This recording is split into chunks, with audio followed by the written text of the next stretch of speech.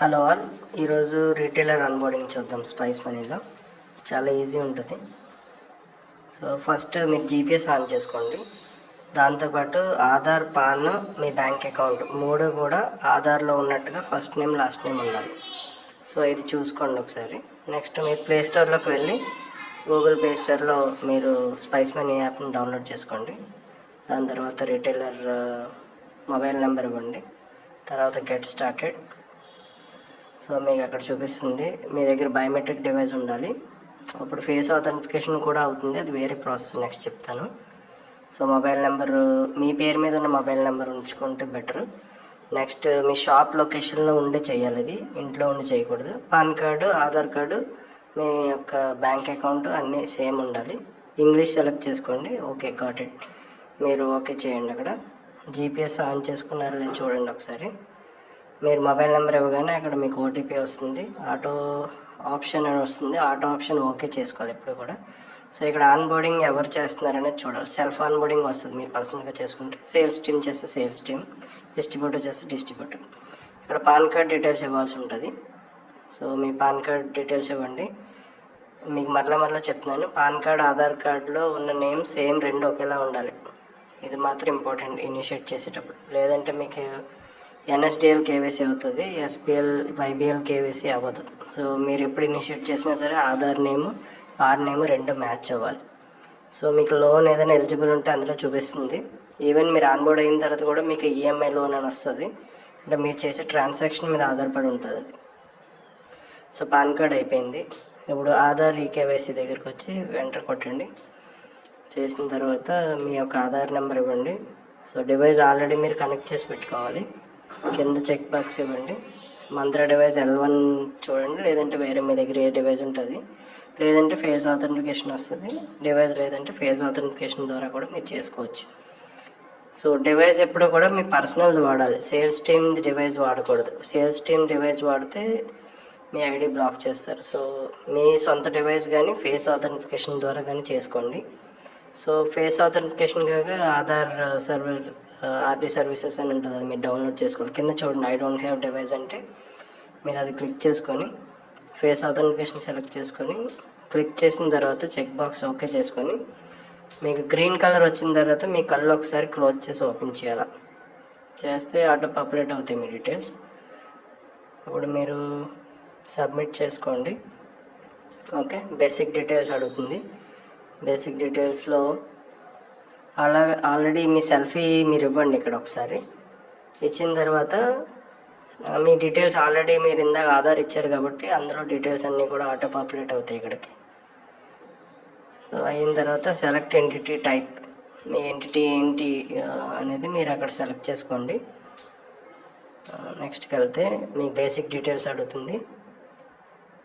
Next work place details. So ఎప్పుడు మీకు ఇందాక చెప్పినట్టు మీ వర్క్ ప్లేస్లో జీపీఎస్ ఆన్ చేసుకుని మీ షాప్ దగ్గర నుంచి మాత్రమే మీరు చేయాలి ఇది.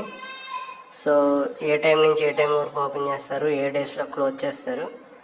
సో ఓకే, ఈ అడ్రస్ అనేది మీరు పర్ఫెక్ట్గా జీపీఎస్ ఆన్ చేసి 5 మీటర్స్ డిఫరెంట్ ఉన్నప్పుడు మీరు తీసుకుని చేయాలి.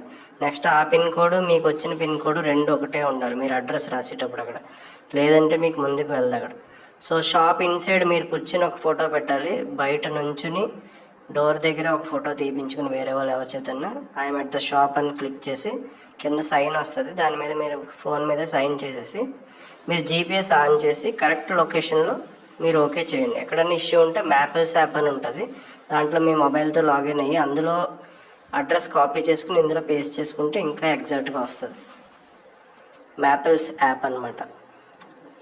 మ్యాక్సిమం అయిపోతుంది.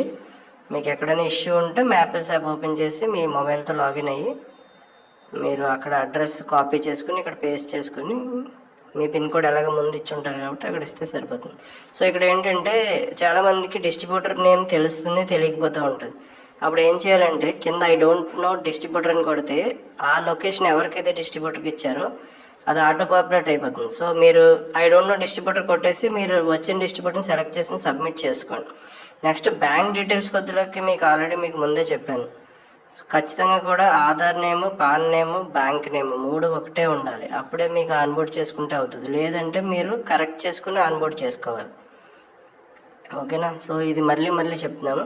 ఇంకోటి మీకు కరెంట్ అకౌంట్ ఉన్నా కూడా మనం యాడ్ చేసుకోవచ్చు. సో అది ఎక్కడైనా ఇష్యూ ఉంటే అది ఎలాగా రిజాల్వ్ చేసుకోలేదు అనేది మీకు లాస్ట్లో చెప్తాను నేను. సెపరేట్ లాస్ట్లో మళ్ళీ మీకు ఎక్స్ప్లెయిన్ చేస్తాను ఎవరిని కాంటాక్ట్ చేస్తే అది అవుతుందని. కరెంట్ అకౌంట్లో మీ నేమ్ ఉంటే మీరు చేసేసుకోవచ్చు, ప్రాబ్లం లేదు. So nature of the business ఏంటి, కిరాణా షాపా లేకపోతే వేరే ఏదైనా షాపా, ప్రింటర్ షాపా ఏంటి? ఇక్కడ ఖచ్చితంగా మీరు కాంపిటీషన్ అయ్యిందంటే కాంపిటీషన్ అని పెట్టండి. దానివల్ల ఏమవుతుందంటే మీకు హయ్యర్ లిమిట్స్ వస్తాయి అన్నమాట. సో మీరు ఆల్రెడీ వేరే ఏదైనా కాంపిటీషన్ చేస్తున్నారు అంటే మీకు వేరే లిమిట్స్ వస్తాయి అన్నమాట. సో ఇక్కడ ఇచ్చిన ఆన్సర్లన్నీ మీరు చేయండి. పొలిటికల్గా మీరు ఇన్వాల్వ్ అయి ఉన్నారా అంటే నో అని, ఉంటే ఉన్నారని, ఇలా డీటెయిల్స్ అన్నీ మీరు పెర్ఫెక్ట్గా మీరు ఏదైతే ఉన్నాయో ఆ డీటెయిల్స్ అన్నీ ఇచ్చి సబ్మిట్ చేసుకోవాలి ఇక్కడ.